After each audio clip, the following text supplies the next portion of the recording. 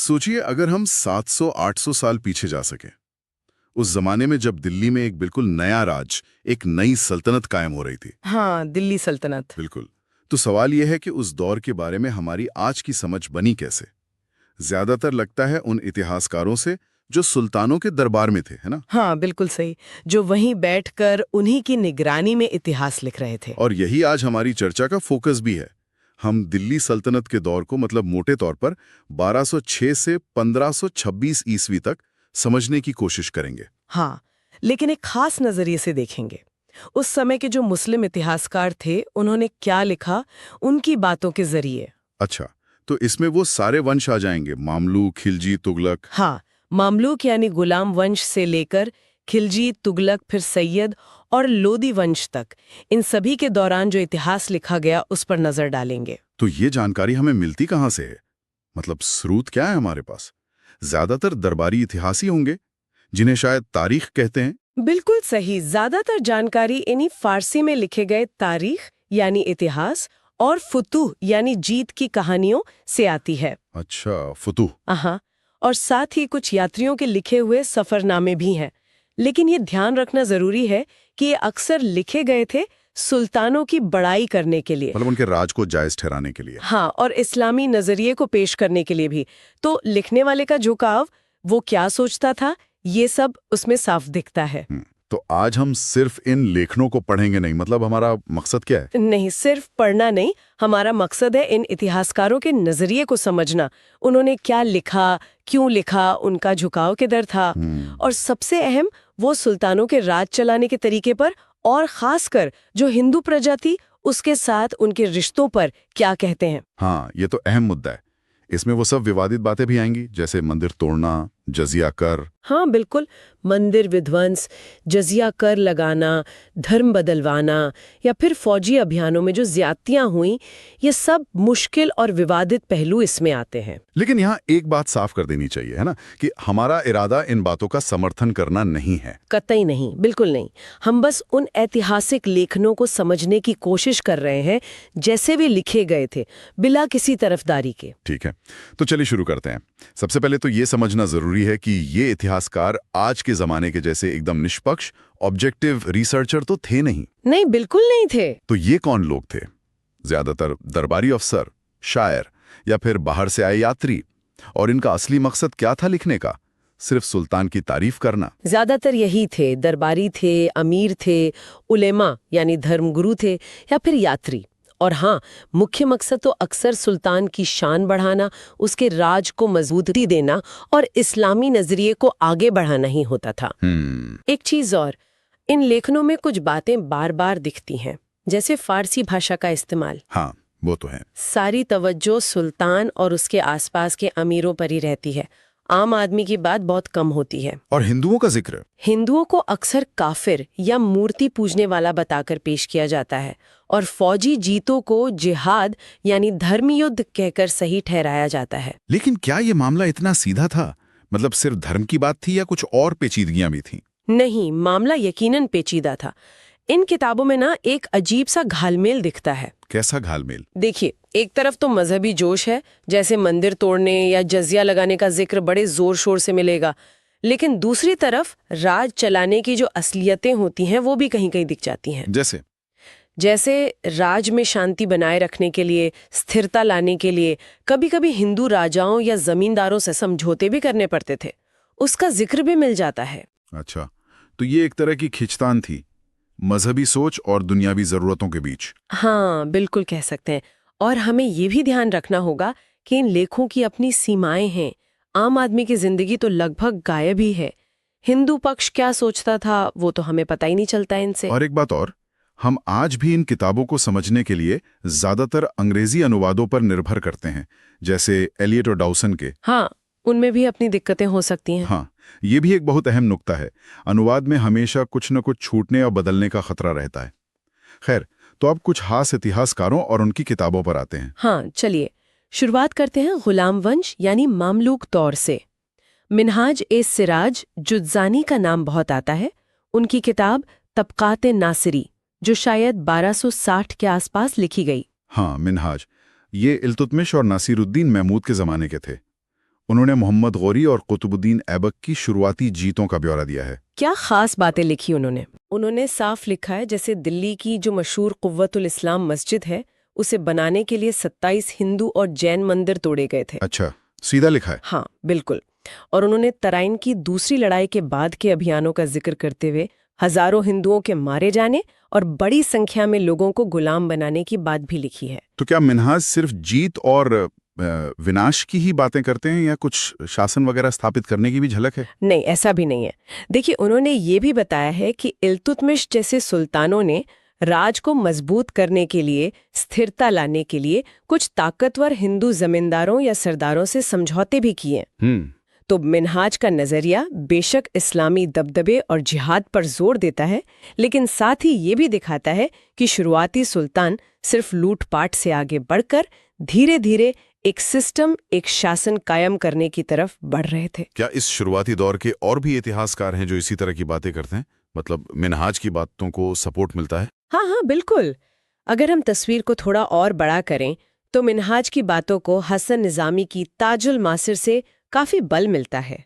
हसन निजामी? हाँ, उन्होंने तो बड़ी रंगीन अलंकृत भाषा में अजमेर और दिल्ली में मंदिर तोड़ने को इस्लाम की एक शानदार जीत की तरह पेश किया है, जैसे वो कोई बहुत बड़ा कारनामा हो। और फक्रे मुदब्बिर, उनकी तारीख़े फखरुद्दीन मुबारक शाही। हाँ, मुदब्बिर जिन्होंने जंग की रणनीतियों पर भी लिखा है, वो बताते हैं कि कैसे हिंदू गांवों को जलाया गया, तबाह किया गया और लोगों को गुलाम बनाया गया। तो ये लेखन क्या दिखाते हैं?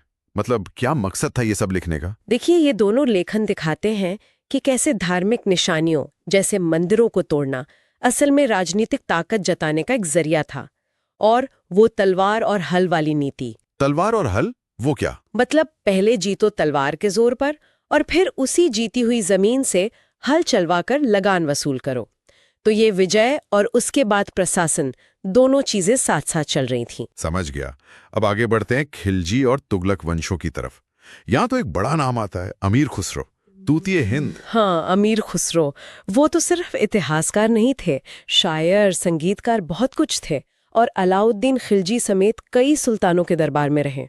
उनकी किताब खजाइनुल फुतूह, जो अलाउद्दीन खिलजी के बारे में है, इसमें क्या खास मिलता है? खुसरो अलाउद्दीन के बहुत करीबी थे, बल्कि उनके दक्कन यानी दक्षिण भारत और गुजरात के अभियानों में तो वो साथ भी गए थे। चश्मदीद गवाह थे एक तरह से। अच्छा, तो उन्होंने बहुत नजदीक से देखा सब कुछ। हाँ, और उन्होंने इन अभियानों का बड़ा सजीव, मतलब आंखों देखा हाल बयान किया है।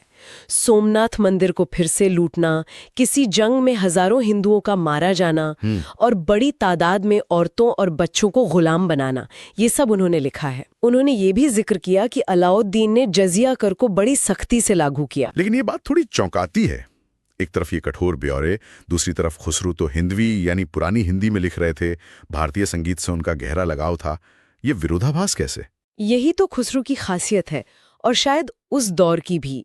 देखिए, वो एक दरबारी थे। उनका काम था सुल्तान की जीत का जश्न मनाना, उसका बहान करना। हाँ, वो तो उनका फर्ज था एक तरह से। बिल्कुल, लेकिन वो एक कलाकार भी थे, और हिंदुस्तान की जमीन, यहाँ की तहजीब, यहाँ के संगीत से उन्हें बहुत लगाव था। उनके लेखन में ये दोहरापन, ये तनाव साफ झलकता है। मतलब एक तरफ इस्लामी फतह का जश्न, दूसरी तरफ हिंदुस्तानी तहजीब का असर। हाँ, कह सकते हैं। एक तरफ विजय गाथाएं, दूसरी तरफ सांस्कृतिक समन्वय, मतलब जिसे अंग्रेजी में सिंक्रेटिज्म कहते हैं, उसके संकेत भी मिलते हैं। उनका नजरिया जियाउद्दीन बर्नी से बहुत अलग था। जियाउद्दीन बर्नी काव, इनका नाम तो बहुत अहम माना जाता है सल्तनत काल की सोच को समझने के लिए। इनकी 2 किताबें बहुत मशहूर है, तारीख़ फिरोज शाही और फतवाए जहांदारी। इनकी सोच क्या थी? खुसरो से कितनी अलग?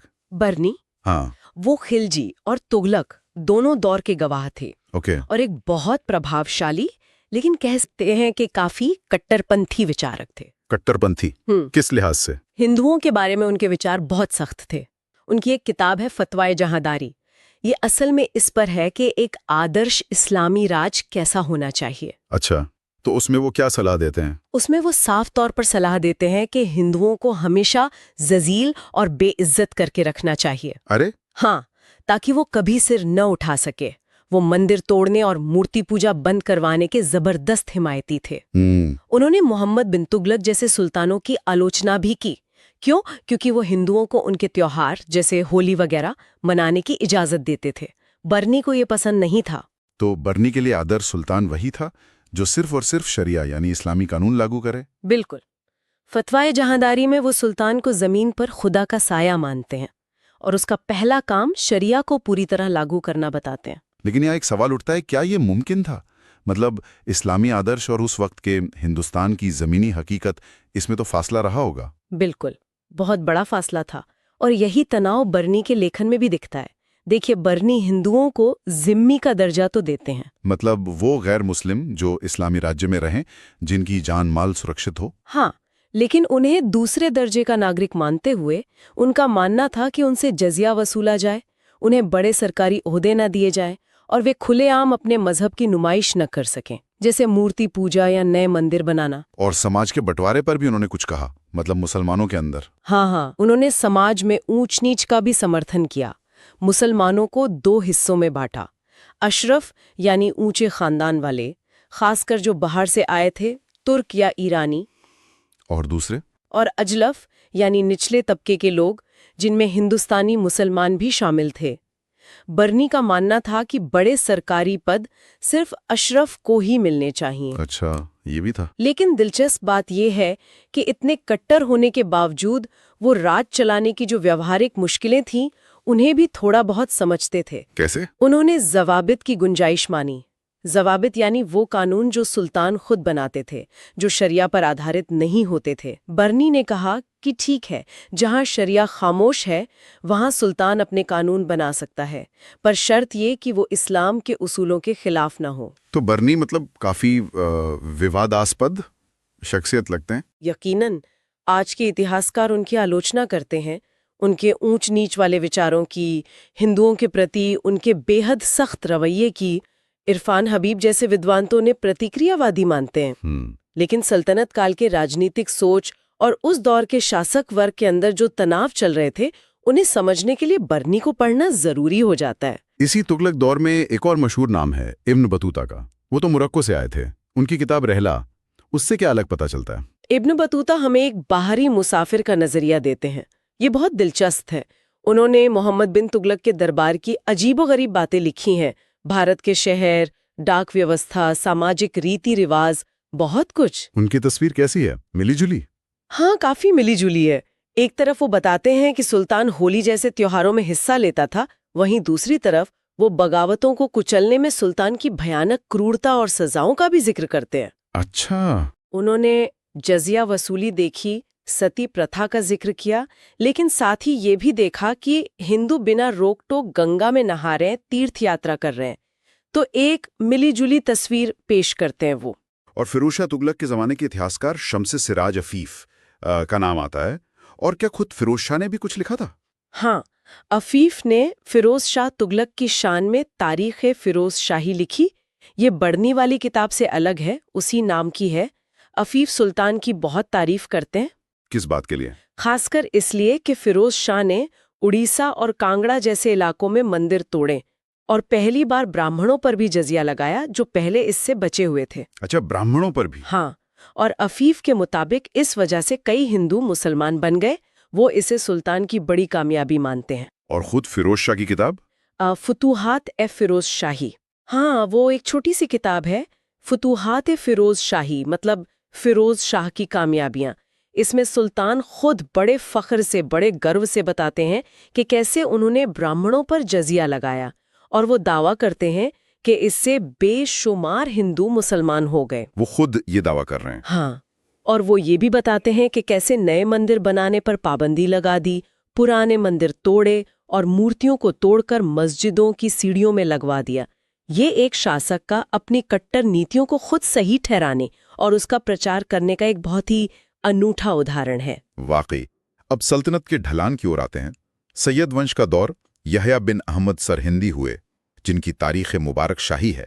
उनके लिखने से क्या संकेत मिलते हैं? सल्तनत कमजोर हो रही थी? हाँ, याहया का काम मोहम्मद गोरी से शुरू होकर सैयद सुल्तान मुबारक शाह के दौर तक आता है। उनका वृत्तांत साफ दिखाता है कि सल्तनत की पकड़ ढीली हो रही थी, दिल्ली का रुतबा घट रहा था और बगावतें बढ़ रही थीं। बिल्कुल, जगह जगह हिंदू सरदार और स्थानीय सूबेदार सिर उठा रहे थे, बगावत कर रहे थे। लेकिन गौर करने वाली बात यह है कि सल्तनत के इन बुरे दिनों में भी याहिया हिंदू बागियों के खिलाफ सुल्तान की कार्रवाइयों को मजहबी रंगत देना जारी रखते हैं, उसे सही ठहराते हैं। उनके लेखन से पता चलता है कि कैसे सल्तनत धीरे धीरे बिखर रही थी और क्षेत्रीय ताकतें उभर रही थी। शायद इसी माहौल में भक्ति जैसे आंदोलनों को भी फैलने का ज्यादा मौका मिला होगा। तो इन सभी इतिहासकारों के ब्यौरों में हमने देखा बार बार हिंसा का जिक्र है, मंदिरों का तोड़ा जाना, जबरन धन बदलवाना, जिजिया, गुलामी, कत्लेआम, ये सब बातें सुनने को मिली। ये जानकारी काफी परेशान करने वाली हो सकती है, इसे कोई कैसे समझे? देखिए, यहाँ संदर्भ, कॉन्टेक्स्ट बहुत अहम हो जाता है। इन बातों को लिखते वक्त इतिहासकारों के दिमाग में कई चीजें होती थीं। जैसे पहला, जैसा हमने कहा, अपने सुल्तान की शान बढ़ाना, उसे इस्लाम का हीरो, इस्लाम का रक्षक दिखाना। दूसरा, दुश्मनों का हौसला पस्त करना, खासकर हिंदू राजाओं और उनकी प्रजा का, उन्हें डराना। और क्या ये ब्यौरे हमेशा सच होते थे या बढ़ा चढ़ा कर लिखे जाते थे? हाँ, ये भी मुमकिन है। कई बार इन ब्यौरों में बातें बढ़ा चढ़ाकर लिखी जाती थीं ताकि सुल्तान की ताकत और धर्म के प्रति उसकी लगन और ज्यादा जबरदस्त दिखे। तो क्या ये सब सिर्फ धर्म के नाम पर हो रहा था या इसके पीछे कुछ और वजहें भी थे, राजनीतिक, आर्थिक? हाँ, यही बात अहम है। आधुनिक इतिहासकार मानते हैं कि धार्मिक वजहों के साथ साथ राजनीतिक और आर्थिक मकसद भी बहुत अहम थे। अच्छा। देखिए, मंदिर सिर्फ पूजा की जगह नहीं थे, वो उस इलाके की सत्ता, शक्ति और दौलत के केंद्र भी होते थे। उन्हें तोड़ने से सुल्तान को दोहरा फायदा होता था। एक तो स्थानीय ताकत कमजोर होती थी, दूसरा मंदिरों का खजाना हाथ लगता था। और जजिया, वो सिर्फ धार्मिक टैक्स था? नहीं, जजिया सिर्फ एक धार्मिक टैक्स नहीं था, वो सल्तनत की आमदनी का एक बड़ा जरिया भी था। इसी तरह जबरन धर्म बदलवाने या जंग में पकड़े गए लोगों को गुलाम बनाने से शासक वर्ग को वफादार नौकर और सैनिक भी मिल जाते थे। तो वजह मिली जुली थी। तो इन पुरानी किताबों को पढ़ते या सुनते समय में क्या ध्यान रखना चाहिए? मतलब एक क्रिटिकल नजरिया जरूरी है? सबसे जरूरी यही है कि हम इन्हें आलोचनात्मक नजरिए से देखें। हमेशा ये याद रखें कि ये दरबारियों ने लिखा है, सुल्तानों के पैसे पे लिखा है, फारसी में लिखा है और शासक का पक्ष लेते हुए लिखा है। हाँ, लिखने वाले का झुकाव तो साफ है। बिल्कुल, इसमें आम लोगों की आवाज नहीं है, हिंदू नजरिए की आवाज तो लगभग है ही नहीं। हमें ये भी समझना होगा कि कोरी कट्टरता के साथ साथ व्यावहारिक मजबूरियां भी थीं। कैसी मजबूरियां? सुल्तान जानते थे कि खेती और व्यापार के लिए, मतलब अर्थव्यवस्था चलाने के लिए, उन्हें हिंदू प्रजा की जरूरत है। वो उन्हें पूरी तरह खत्म नहीं कर सकते थे। इसीलिए हमें जुल्म की कहानियों के साथ साथ कहीं कहीं समझौते और साथ रहने के उदाहरण भी मिलते हैं। तो हमें इन विवरणों के पीछे का क्यों समझना है? हाँ, बिल्कुल।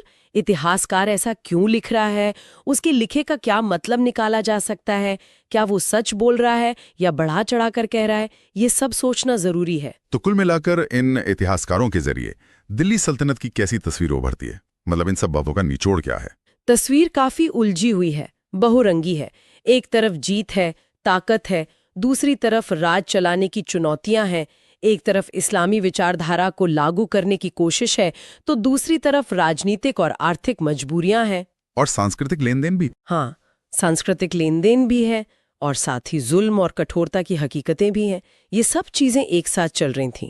सबसे अहम सबक ये है कि इन स्रोतों को लिखते वक्त लिखने वाले का मकसद क्या था, उसका नजरिया क्या था, इसे समझना जरूरी है। तभी हम गुजरे जमाने की एक संतुलित, एक बैलेंस्ड समझ बना सकते हैं। और आखिरी निचोड़ क्या कहेंगे, मतलब फाइनल टेक अवे? निचोड़ ये है कि ये लेखन अपनी तमाम कमियों और तरफदारी के बावजूद दिल्ली सल्तनत को समझने के लिए बेहद कीमती, अमूल्य प्राथमिक स्रोत हैं। ये दिखाते हैं कि कैसे एक नया शासक वर्ग जो बाहर से आया था, वो हिंदुस्तान जैसी विविधता भरी जमीन पर हुकूमत करने की चुनौतियों से जूझ रहा था।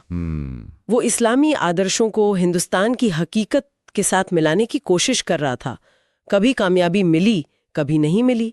ये दिखाते हैं कि कैसे जीत के बाद राज जमाने का लंबा और मुश्किल सफर तय हुआ और कैसे इन सब ने मिलकर मध्यकालीन भारत का रास्ता बनाया, उसे शक्ल दी। और वो तनाव साफ दिखता है कट्टरता और व्यावहारिकता के बीच। हाँ, वो कश्मकश साफ नजर आती है। असहिष्णुता और सह अस्तित्व, नफरत और साथ रहने की कोशिशों के बीच का वो उतार चढ़ाव, वो तनाव इन वृत्तांतों में बार बार झलकता है। और सुनने वालों के लिए सोचने की एक बात छोड़ते हैं आखिर में। हाँ बिल्कुल। जब हम इन दरबारी इतिहासकारों को पढ़ते हैं तो ये सोचना लाजमी है कि इतिहास आखिर लिखा कैसे जाता है और किसके नजरिए से लिखा जाता है। सही बात है। जरा सोचिए, अगर उसी दौर के आम किसानों ने, कारीगरों ने या फिर जो हिंदू राजा हार गए थे उन्होंने अपना इतिहास लिखा होता, हाँ, तो दिल्ली सल्तनत की ये कहानी कितनी अलग सुनाई देती।